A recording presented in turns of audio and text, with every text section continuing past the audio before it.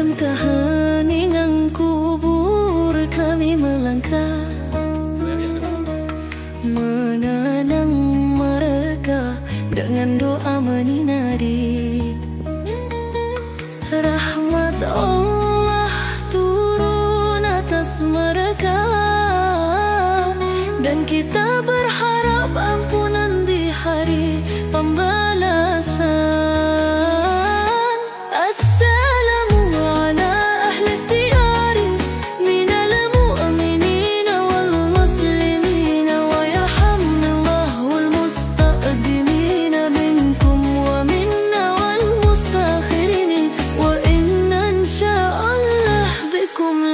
يكون